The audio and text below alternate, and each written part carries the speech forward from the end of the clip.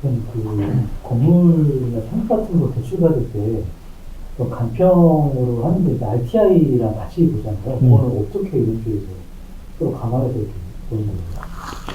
은행은 기본적으로 대출을 할 때는 현재는 그렇습니다. 그 감정평가 금액의 70% 내지 80%를 그 인정을 해주죠. 그걸 가지고 70% 80% 대출을 해줬을 때 예를 들면 100억짜리 건물에 70억을 대출을 해줬는데 이 RTI 우리 임대료죠. 임대료를 가지고 이 사람이 이자를 낼 수 있을까요 없을까요를 판단해 주는 거예요. 그래서 뭐 예를 들어 70억을 받았다. 100억짜리 건물을 사면서 70억을 받았는데 지금 금리가 4% 5%잖아요. 35 그러면 한 달에 한 3천만 원 정도 낸단 말이에요. 그쵸? 근데 이 임대료가 예를 들어서 3천만 원밖에 안 나오잖아요. 그러면 이 RTI 그렇게 임대료 자체도 할증을 붙여서 이걸 한 60% 70%밖에 안 받아요. 왜냐면 임차인이 예를 들면 뭐 연체할 이유도 있고 또 임대 기간이 끝나서 공실이 될 수도 있고 이런 것까지 감안해서 은행은 2중 3중으로 그러니까 안전율을 둔다고 보면 돼요. 그런 구조로 되어 있습니다. 그래서 70억 대출했는데 그 RTI 그러니까 임대료가 뭐 3천만 원 나오는데 3천만 원밖에 안 들어와. 그럼 100%잖아요 원래는. 다 안 읽어줘요 이거를. 많이 읽어주면 80%. 그러니까 3천만 원 임대 들어온다고 해도 거기에 한 2,400만 원만 읽어주는 거죠. 그럼 600만 원을 다시 채워놔야 돼요. 그걸 뭘로 채우냐? 소득으로 채워놓습니다. 내가 가지고 벌고 있는 소득 있잖아요. 그 RTI 부족분은 내가 또 그 연평균 월급이나 급여소득 뭐 사업하시는 분들이 있으니까 그런 걸 가지고 채워주는 겁니다. 그리고 또 그것도 부족하다. 그럼 내가 가지고 있는 예금 자산, 다른 담보 자산을 갖고 인정을 해줘요. 그런 구조로 돼 있어요. 그래서 결국 내가 70억을 대출을 해줄 거다라고 하면 그 이자도 다 내야 되는데 그 이자를 또 읽어주는 방식 자체가 좀 복잡하죠. 그래서 여러분들이 건물 살 때는 최대한 뭔가 줄 수 있는 거를 많이 만들어 놔야 돼요. 소득도 만들어야 되고 예금 자산도 만들어야 되고 그 다음에 그 RTI라고 임대료 또 충분히 확보를 해야 돼서 임대차 계약도 그래서 잘 해놓으셔야 돼요. 이 건물 관련해서 하다 보면 은행은 절대 손해볼 일이 없습니다. 일반적으로 지금 은행에서 하고 있는 업무 프로세스들을 보면 아주 그 일반적인 걸 가지고 본인들의 안전장치만 잔뜩 만들어놨어요. 근데 대표님, 그 리모델링이나 신축 건물은 아직 임차가 없는 경우가 많잖아요. 그럼 그런 건 RTI를 어떻게 보세요? 그거는 사업계획서라는 걸 씁니다. 그 사업계획서에 보면 예상 임대료, 예상 매각가, 예상 공사비, 사업비 이런 것들이 다 들어있어요. 그거를 이쪽에서 읽어줍니다. PF하는 방식으로 그 대출을 해주면서 그거에 대해서 그 임대료 수준이 적정한지 나름대로는 또 대출 담당자들이 그 검증을 해요. 아, 임대료가 비싸요, 싸요? 너무 이건 비싼 것 같은데 이게 가능할까요? 이래 가면서 다 확인은 해요. 그거를 대부분 다 읽어주진 않아요.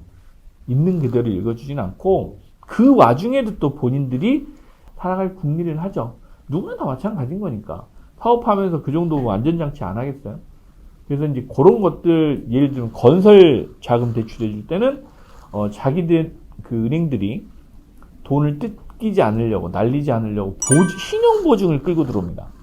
그럼 결국 그 신용보증보험료는 또 투자자가 내죠. 부담. 그 은행은 나중에 무슨 일이 생기더라도 신용보증에서 돈을 다 회수를 해요. 안전장치를 두는 거죠. 그런 식으로 지금 만들어놔서 알고 보면 은행들은 땅 짚고 헤엄치게 하는 거예요. 그건 맞는 것 같아요. 저희들이 이 비즈니스를 하면서 보면 어떤 때는 고정금리로 대출을 받으라고 하고 어떤 때는 변동금리로 대출을 해주잖아요. 그 변동금리도 어떨 때는 6개월 변동도 있고 3개월 변동도 있고 2개월 변동도 있어요. 소비자, 고객의 편의에 의해서라기보다는 은행의 수익 리스크를 줄이기 위한 방법인 것 같아요. 가끔은 저희 투자자분들한테 그래요. 자, 지금은 고정금리를 하시는 게 낫다라고 표현을 하고, 근데 그때는 은행 가면 변동금리를 하라고 얘기를 해줘요. 요즘 같은 때는 그냥 변동금리 하시라고 말씀드리거든요. 근데 요즘은 또 은행은 고정금리 하시라고 또 추천해요. 그게 고객의 입장은 아니죠. 엄밀하게 보면 은행 수익 보전을 위한 입장이지. 그렇죠? 그런 식으로 갑니다. 그래서 투자자분들이 사실 투자를 하긴 하시지만 그 고려해야 될 것들, 그다음에 그 확인하면서 봐야 될 것들이 많아요. 생각보다는. 건물 투자 여러분들 이제 뭐 은행 대출은 필수잖아요. 그래서 그 대출 하나만 가지고도 검토하고 비교해 가면서 확인할 것들이 아주 많습니다. 은행별로도 시기별로 어떨 때는 5대 은행 중에 뭐 우리은행이 가장 좋았다가 어떨 때는 금리가 그때는 저기 또 하나은행이 좋았다가 신한은행이 좋았다가 근데 또 같은 우리은행 안에서도 시기별로 지점별로 금리 차가 있어요. 그 금리 차는 왜 그러냐면 예를 들어서 저기 강남에 있는 지점이 있고 A은행에 그 다음에 저기 그 마포에 있는 지점이 있고 하나는 저기 그 잠실에 있는 지점이 있어요. 근데 그 세 개 지점을 똑같이 가도 금리가 다르게 나옵니다. 왜? 분기별로 이거 반기별로 실적을 못 채운 지점도 있을 거란 말이에요. 예를 들면 여기 그 지점 같은 경우는 상반기에 뭐 대출 여신을 한 500억 1000억을 해야 되는데 이게 안 차는 은행들도 있어요. 실적이 부족한 은행들. 그때는 금리를 파격적으로 낮춰줍니다. 그런 은행을 찾으셔야 돼요. 찾아다니셔야 되는 거예요. 그래서 결국 건물도 발품을 파셔야 되지만 다 끝날 때까지 끝난 게 아닙니다. 은행도 발품을 파셔야 돼요. 그 대출 잘 받는 그 팁을 하나 드리면 대부분 보시면 저희 그 처음 건물 투자를 하시는 분들 특히나 또 이게 사업을 하시고 금융거래를 활발하게 하셨던 분들은 주거래은행 가서 이거 탁상감정가 얼마예요? 대출 얼마 나와요? 라고 하는 거를 이미 물어보세요. 사실 그거 안 맞아요. 근데 그거를 말씀을 드려도 못 믿지. 그래서 이제 저희 투자자분들한테는 그래요. 궁금하시면 뭐 가서 물어보시라고 말씀을 드려요. 그러면 거기 가서 보면 대부분 뭐 100억짜리 건물을 살라고 하셨던 분들이 저 은행 가서 보면 아 이거 50억밖에 대출 안 된다는데요 하고 오세요. 그 금리도 또 일반적인 금리로 들고 와요. 그럼 좌절을 하겠죠. 왜? 박준현 대표가 얘기할 때는 그렇게 얘기 안 했는데 내가 주거래 은행인데 가서 물어보니 이런 데더라 라고 와요. 그러면 이때부터는 제가 이제 제 능력을 발휘를 해드리겠습니다. 그래요. 왜? 같은 주거래은행, 예를 들면 신한은행이 주거래은행이었다. 여기서 얘기하는 거하고 부동산을 취급할 줄 아는, 좀 잘 아는 요 지점에 가서 물어보는 거하고는 달라요. 업무를 대하는 방식, 일을 처리하는 방식도 다르거든요. 그래서 그렇습니다. 그래서 이게 똑같은 상황을 놓고도 은행들별로도 다 다르고요. 담당자들별로 다르고 지점별로도 다 다릅니다. 그래서 여러분들이 알고 있는 정보나 지식이 그 맞다가 틀리다 이런 게 아니고 좀 다양한 정보를 받아들이셔야 돼요. 그 5대 은행, 뭐 우리, 국민, 신한, 하나, 농협 이렇게 5대 은행에 다 같이 뿌려보고 가장 조건이 좋은 쪽으로 하시면 됩니다 라고 얘기를 하는데 그거에 대해서는 의아해 하시는 분이 많아요. 내가 주거래 은행이었으니까 주거래 은행 실적이 있는 데가 가장 싸지 않아? 라고 얘기하세요. 아닙니다. 절대 그렇지 않습니다. 예전에 그 사례가 있죠. 저희 뭐 용산 사업 매입하셨던 사례를 보면 그분이 처음에 알아보시고 그 당시에 이제 코로나 때였으니까 재작년이었으니까 그분이 알아보셨던 금리는 2.5%, 2.8%였어요. 대출 금리. 근데 마지막에 받아가셨던 금리는 얼마냐면 1.87인가 그랬을 겁니다. 더 재밌는 얘기. 그분이 처음에 알아봤던 은행은 주거래 은행이었어요. 근데 마지막에 누구랑 했냐? 결국 주거래 은행이랑 했어요. 왜?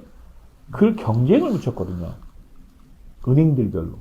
아니 여기는 이 금리 해준다는데 니네는 그럼 못하지. 당신네들이랑 거래하기 어렵지. 라고 얘기했어요. 더 웃긴 거. 이 주거래은행하고 새로운 은행 있죠. 요 다른 은행하고 경쟁을 붙을 땐 주거래은행이 처음에는 2.8을 뭐 2.5 금리 얘기하다가 마지막에 이쪽에서 1.89를 얘기하니까 여기가 1.87 해준 거예요. 그래서 그 고객을 안 뺏기려고. 자기 주 거래 고객은. 결국 1.87에 받아갔어요.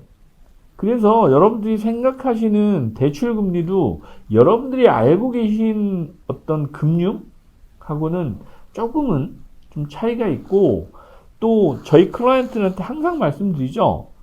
그 앞에 놓고 노멀하게 투명하게 경쟁시키면 돼요. 은행도 어차피 영업하는 거잖아요. 왜? 내가 돈을 빌려주긴 하지만 돈을 빌려준다 해도 저게 값은 아니거든요. 이 건물 투자할 땐 특히나 그게 중요한 게 워낙 그 레버리지를 쓰는 금액이 커요. 그래서 지금 뭐 100억대 이렇게 하면 한 달에도 몇백만 원씩 차이가 납니다. 금리 차 때문에.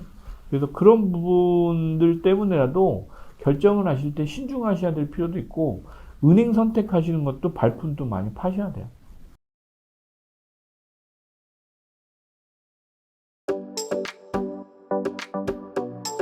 여러분 좋아요, 구독, 알람 설정까지 여러분의 성공 투자를 함께 하겠습니다. 2권 책 나왔습니다.